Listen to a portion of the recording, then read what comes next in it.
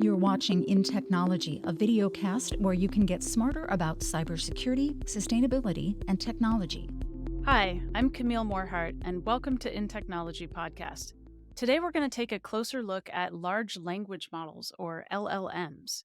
You're no doubt familiar with the more popular models, such as ChatGPT or OpenAI. My guest today knows a lot about these models. Sanjay Rajagopalan is Chief Design and Strategy Officer at Vianai Systems.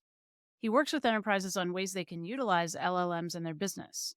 We're going to talk today about how LLMs work, what tasks they can perform, and what to do when, as Sanjay says, they go off the rails. Welcome to the podcast, Sanjay. Thank you. Thanks for having me, Camille. Can you start by telling us, why are enterprises even interested in adopting large language models? Perhaps the reason enterprises are interested in is overlaps with why everyone is interested in. Of course, one of the things is very accessible. Anyone can experience it super easily. Just log into one of these systems, OpenAI, ChatGPT, etc., and there it is. You have it, you can try it out. And the thing is that it is really impressive. Imagine, typing in anything into a single interface and it talks to you as if it's a real person.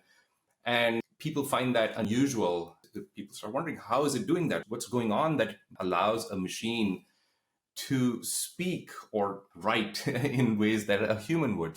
The way I think about it is, at least this is my personal experience, is it is super, super impressive for about 15 minutes. You just see it and wow, look what it can do. But then if you spend any significant time with it, let's say you have an extended session or try to accomplish some kind of complex task with it, its performance rapidly deteriorates, and at least in your mind. It's still doing the same thing it was always doing it, but suddenly it feels a little bit off. It depends upon what you're trying to do, but most folks, I believe, will find it somewhat frustrating to get a task done once they go past that initial 15 minutes of being extremely impressed with it. And what's happening is that, of course, it sounds articulate, it sounds believable, it sounds knowledgeable, and it is. But every once in a while, it is confidently incorrect. And if a human being had these capabilities, if a human being was knowledgeable, believable, articulate, confident, we would say that person is intelligent, right? But if they would every once in a while just make things up, tell you things which are completely incorrect, and do so in a very confident and believable way, you would say, something's off about this person. 1 in every 10 things they say seems to just run off the rails. So this is what's happening. The system is articulate and knowledgeable. Every once in a while, it goes off the rails. And that's what's called hallucination.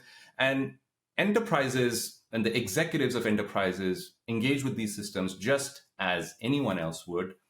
They conclude that this technology, in the first 15 minutes, they are super impressed. They may not engage with it beyond that, but in that 15 minutes, they become convinced this is a transformational technology. It's disruptive. It can do anything.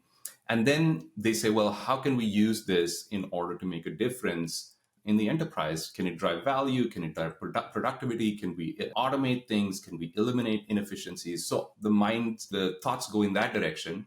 And they are right that it can do all of these things, but there is some caution, which is it cannot do all of these things without a lot of effort and a lot of work. You mentioned going off the rails and hallucinations, and I definitely want to explore those further. But first, would you talk about what tasks large language models are best suited for, and then also explain what hallucinations are? Tasks that tend to be somewhat forgiving in terms of the need to be accurate all the time. So what's some examples of that? Imagine any task that kind of gets you to the ballpark, but isn't claiming to solve a problem completely, automate completely. But you rapidly want to get close. And then the last mile is something that people would do in terms of back and forth with a lot of editing and improvement. So it's really good clearly at getting you close without getting you all the way there. And in these kinds of scenarios, it's okay if the system is wrong sometimes, because you're going to fact check it anyway. So getting me close, and then give me some ideas, some starting points. It could be really good as a brainstorming tool. Hey, this is what I want to get done. Give me some kind of starting point. Give me some ideas. You don't necessarily use those ideas without making sure those things are going to work, but it can get you started. It can really help with writer's block, for example. And what if there are many possible good outcomes? These kinds of tasks, for example, I want to write a poem, right? Well, there are many possible good outcomes. There is not one answer to what's a good poem. And actually, these systems aren't great at poetry. They write witty little things. And as long as that's what you're looking for, those kinds of tasks it tends to be good at. So things which are somewhat tolerant to hallucinations, and I'll talk a little bit about hallucinations and what it is and why it is. But personally, for example, I've been super impressed with its ability to write code. And there are reasons why it's particularly good at writing code. The biggest one being there's a huge, immense amount of code available publicly for these models to train on. So it's seen a lot of code, but also code in itself tends to be a little bit more structured than completely, natural language. It does pick up on those patterns and structures, so it's able to reproduce those fairly well. So those are the things that it tends to be good at, things which are forgiving of some hallucination and things which are semi-structured. And so what is hallucination? The way I would define it, I know that probably is a formal definition somewhere, which is based upon some measure, but I really define it as the tendency of these systems to be articulately, believably, confidently incorrect, right? That to me is hallucination. It doesn't say, hey, I really don't know what I'm talking about, but if I was to guess, it says, this is it. That's all it says. And then it throws that in the middle of a lot of things it is truly correct about. It's correct, and then it's completely incorrect, and then correct. So why is it doing that? What's happening where suddenly it's making something up? Well, it goes back to how these systems are actually working. By now, it's more or less everyone knows that what these systems are doing is generating the next best word given a sequence of words. And the reason they're able to do that is they've seen a lot of sentences, billions of sentences. They've been trained on the entire web, all of Wikipedia, all the electronic books that we have, tens of thousands of them. And so they are able to very rapidly, using an immense amount of compute, they're able to predict, given a sequence, what the best next word is. Now, if I was to tell you to fill in the blanks, the sky is dash, most people would be able to fill in the blanks, right? Almost immediately. And most people will say the sky is blue, right? So it turns out this system can do the same thing. It can complete that sentence. It can find the next best word. But if every time I gave it the sentence, the sky is dash, and it came back with blue, it's doing the most cliched, boring thing it can do, right? It's always completing the sentence with the most likely word. And that, it turns out, is actually quite non-human. It's very robotic. We all can automatically do it, but if I said the sky is, and someone was to say, the sky is an amazing window to the rest of the universe through which you can see the beginning of time, right?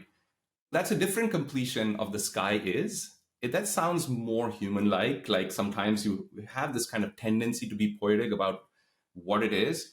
So in order to get the system to start doing those things, you have to introduce a little bit of randomness into the process of predicting the next word. So what the developers of these systems have done after testing it many times is come up with this hyperparameter called temperature, which is like, it's how much randomness in picking the next word.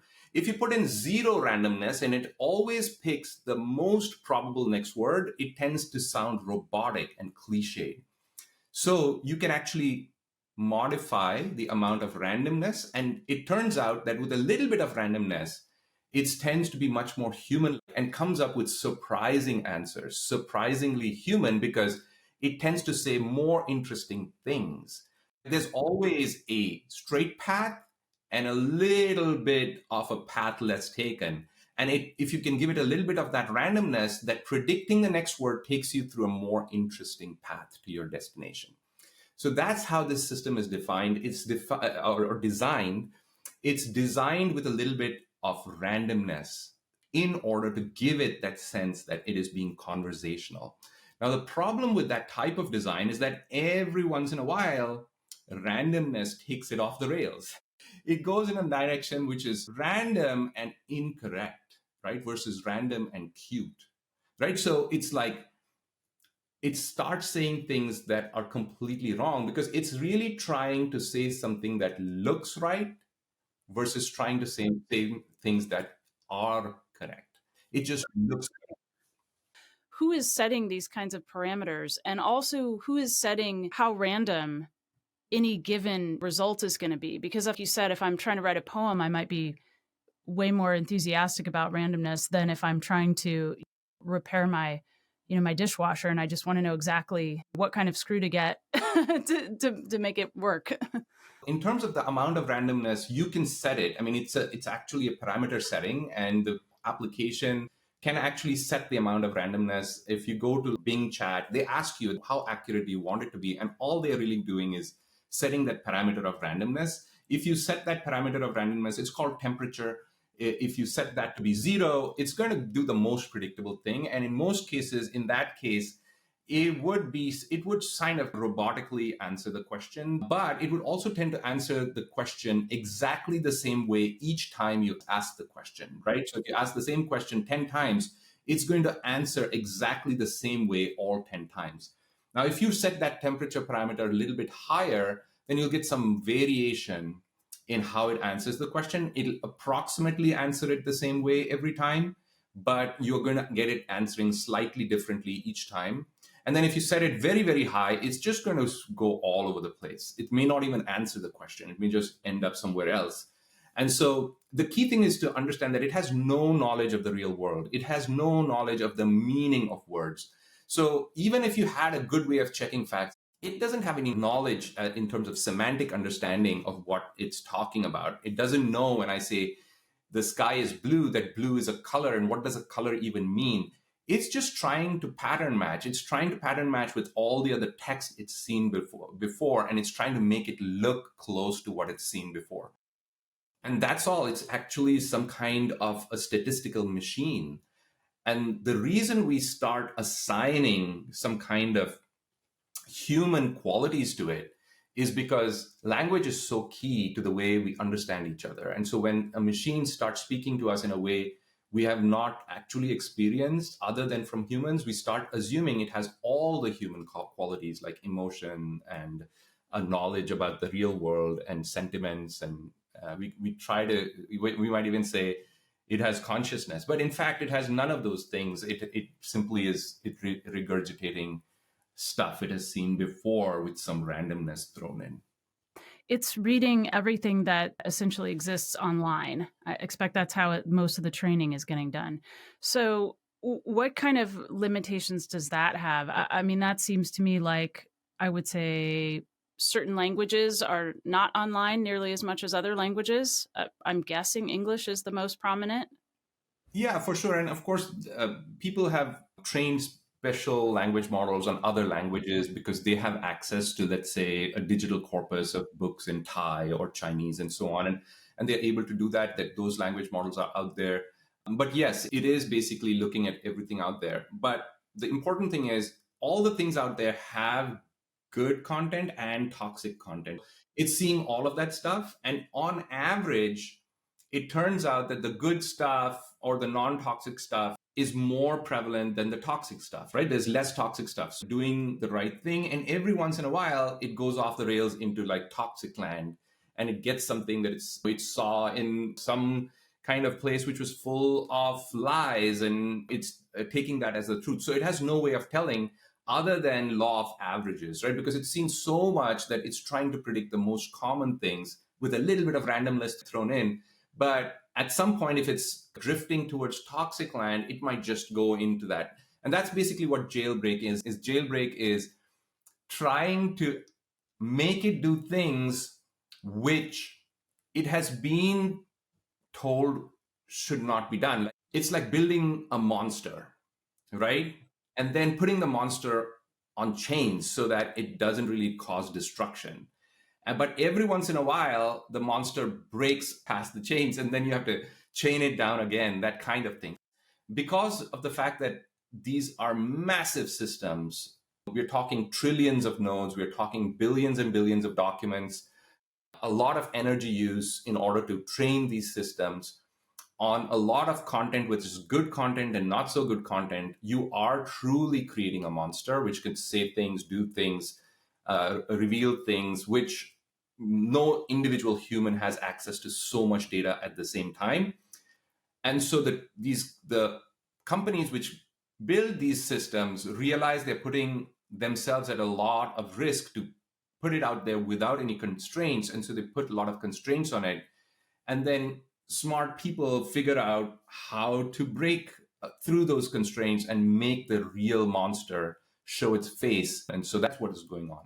Even if you don't say destroy humanity, you could get it to do things like give me a recipe for building a chemical weapon. And if it has seen that content somewhere in a chemistry journal somewhere, it can potentially give you that. It's very, very hard for people to stop those kinds of misuse of this system. Can you just tell us what alignment is? Because that's another thing that's, I think, maybe one of those chains. Sure. Alignment refers to a whole bunch of different techniques to get the system to do what humans expect it to do. Alignment means aligning the system's output with the expected output. And usually it's done by showing the output to human beings and asking them to rate it, for example. So there's something called RLHF, reinforcement learning through human feedback. So that all the time, I mean, OpenAI, Google, these companies have thousands of people whose only job is to ask the system various questions and look at the answers and then rate those answers. How good are those answers? And even on a sentence by sentence basis, say, well, that sentence is a good sentence, but that one's not that great. And then they send that back and then they start modifying the system through some fine tuning and training to reduce the amount of undesirable content. And that reduction of the undesirable content is called alignment. So in a way, alignment is saying, hey, it could be technically right, but people don't like that answer. So people will rate it. And then when they rate it, we can use that rating or feedback, human feedback, to make the system more likable, right? And that's the alignment thing. And so there are many techniques to do that. And the simplest one is, of course, getting an army of people to constantly watch what this system is doing and thumbs up and thumbs down, and then figure out what's common about all the thumbs down thing and try to fix it in the system. So my dad asked one of the language models to research your papers on how do power lines affect birds. I think it was something like that. And it came back with some answers. And he said, oh, okay, could you please provide the sources to your answers? And so it provided, references like papers. And so he looked up the papers on all the different engines, through academia where you can locate basically any peer-reviewed paper. And he couldn't find any. So he wrote back and said, I can't find these references anywhere. And the language model wrote back and said, well, I made them up. Like you asked for references, so I provided you references. I made them up. They're not real references. I understand it's looking, you asked for a reference and it's searching the entire internet for what references look like so it can create them.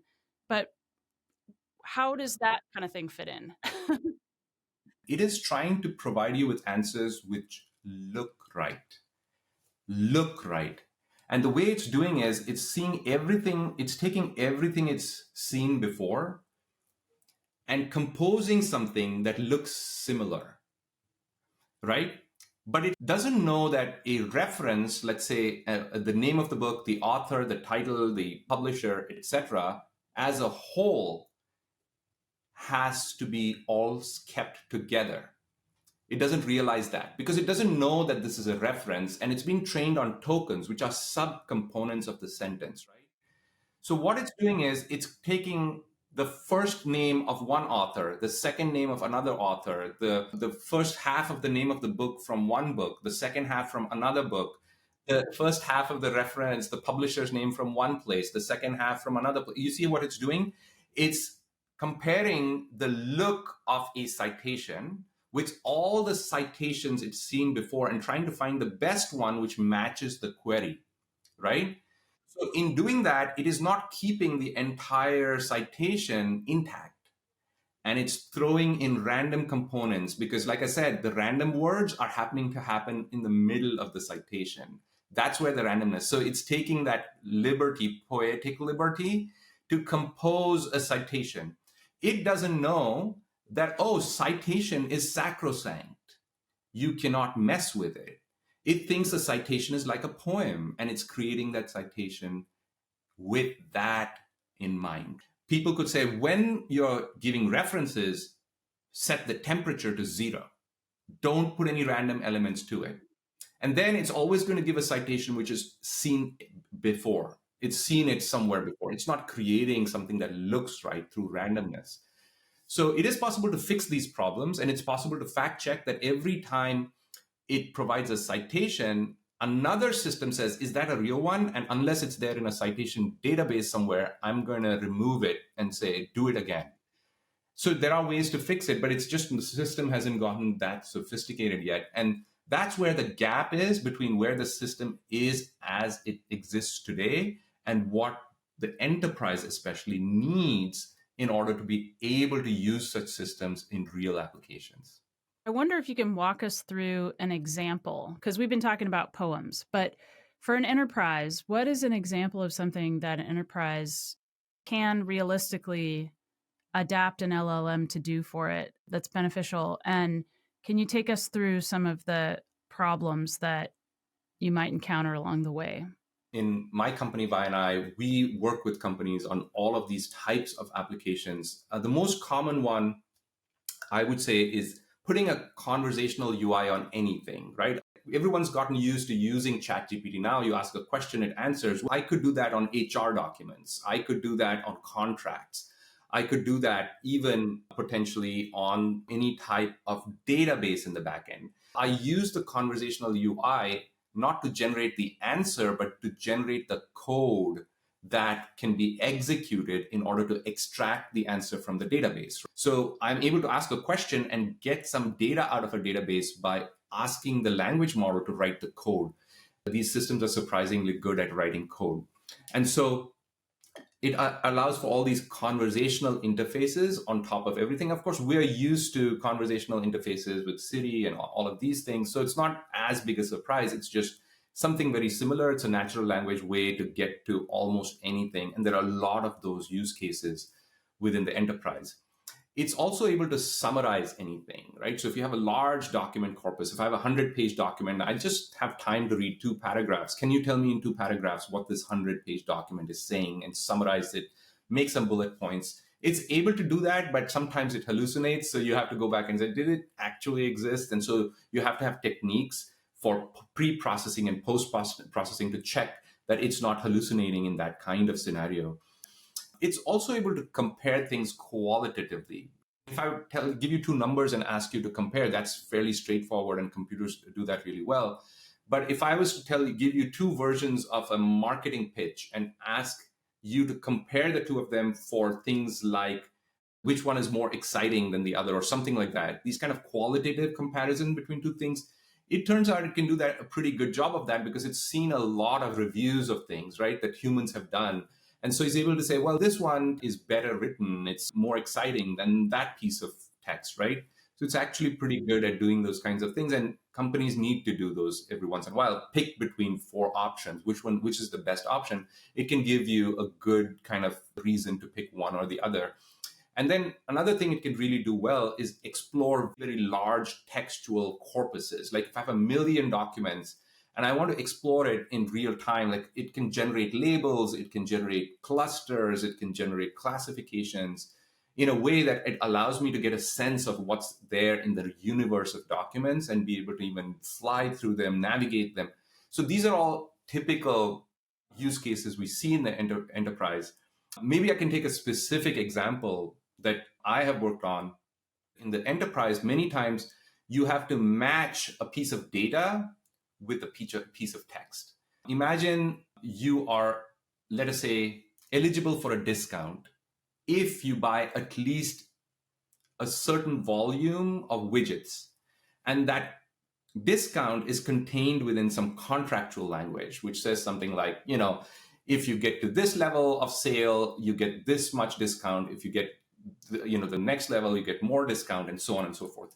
In many cases, the contractual language that was negotiated gets put into a PDF file, into some lawyer's, kind of folder or something like that.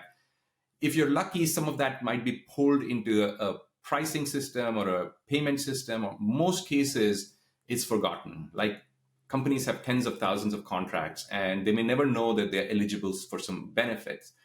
Now you have a system which you could say, well, based upon my actual purchase, which is available in a database, check that against what the contract says I'm eligible for. And if I'm eligible for it, then make that the new pricing that I would pay for this thing. So that kind of a chain thing where it's extracting the information from a database, comparing it to a language in a contract, and as a result, taking action, which is actually driving business value. These kinds of things start becoming possible, but with a lot of help, not just out of the box, but with a lot of tools and components that need to come in to make sure that this whole thing is done without hallucination, without errors, and with human oversight, right? So that if that ever happens, people are looking at it to make sure that it's not doing something wrong. So that's a specific use case that we have worked on. And of course, I can talk about what it takes to get from a raw language model to that kind of end-to-end solution. Well, please do talk about that. That's the last mile, which is, it sort of sounds like the 20% becomes 80% of the work for the company, at least. You pull this thing in, and now you've got to, like you said, go through this kind of series of checks.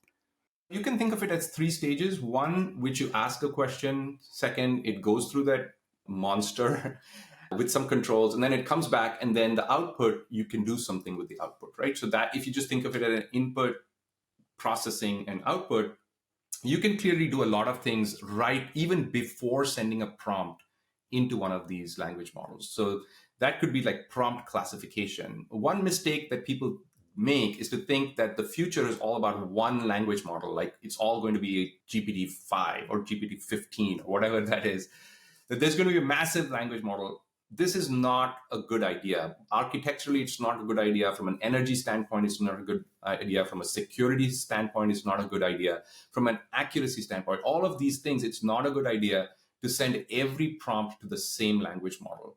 The reality is, on a prompt by prompt basis, you want to first decide which is the best model to ask that question. In some cases, it might be a small, highly fine-tuned model for that purpose, or for a particular purpose. So we see maybe a dozen, maybe hundreds, or even thousands of language models which are custom built for each company. And each prompt is then classified as to which is the best language model that can do the best job of responding to this particular prompt. And you do need the tools to be able to do that orchestration. So there's a prompt classification you can do. Which language model should I really use based upon that? You can do a lot of sanitization. You can already detect at the prompt that it's an attempt to jailbreak.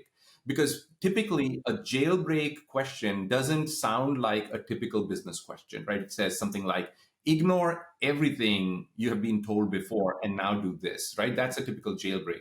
So who says that in an enterprise? Probably someone who has malicious intent, right? So you can detect that even before it goes to the language model. You can say, well, that's weird. That's not a question that we would answer. And you can just cut it off right there and say, we won't even go there. We won't even answer that question. Or you could do a sanitization, which is you see a question which has problems with it and you fix it. You fix the problems before you send it to the language model. So all these kind of pre-processing steps or prompt classification, reducing jailbreaks, things doing prompt engineering, which is ways in which you can reduce hallucination by giving it additional instructions, which the user didn't give it, but the system knows that to reduce hallucinations, better to pose the question a different way. So all of these tools, which is pre-processing of a prompt, even before it's sent to a language model, is something that doesn't come out of the box from any of these companies. You do need the tools to do that. The output processing is similar. Once it comes out with an answer, you don't need to send that answer directly to the user. You can look at it, you can say, does this answer have any toxic elements? Does it seem to be talking about something which isn't close to our typical business, right? Maybe it's talking about something that we shouldn't be talking about or whatever. So you can look at the output and then classify the output and actually remove elements of the output that seem problematic, or even put in disclaimers saying, hey, this is saying this thing, but from our perspective, you should take it with a pinch of salt or whatever. Let me interrupt you for a second, because when you're checking these things or offering guidance, is that a piece of software that's doing that? Or are you literally talking about a human being? It could be either. I mean, what you could do is you could say you check it for some, let's say, toxic content. And if you are sure that it has toxic content, you kick it out.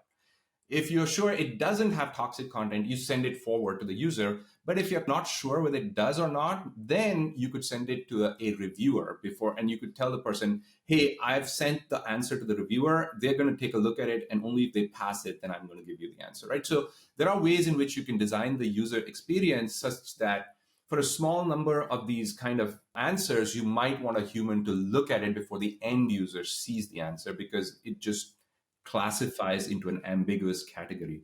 There are also automated way of checking if the answer is close to the context, right? So if you provide a context and say, ask a question on a contract, you can look at the answer and say, actually have a distance metric of all the sentences in the answer and how far away they are from actual sentences that appear in the contract itself.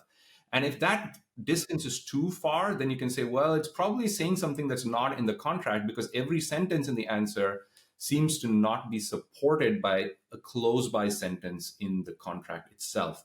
So there are automated ways to tell if a system is maybe hallucinating or something like that. So the monitoring of performance, because certain systems might do really well under lab conditions, but when it's in production, because of the nature of the prompts, because of the fact that things have changed since the model was trained, it might drift away in performance. So you might want to have systems which are constantly checking and observing these models. And when something seems like it's drifting away, then you alert someone that, oh, this model probably needs to be retrained and things like that. So these are all the kind of the components which surround the language model. And like I said, there's not a one language model. There might need to be 100 language models to maintain all of them, monitor all of them, do prompt engineering, do prompt sanitization, do prompt classification. All of these things are the tools that surround these things which are needed in order to go productive with such a system in a typical enterprise scenario.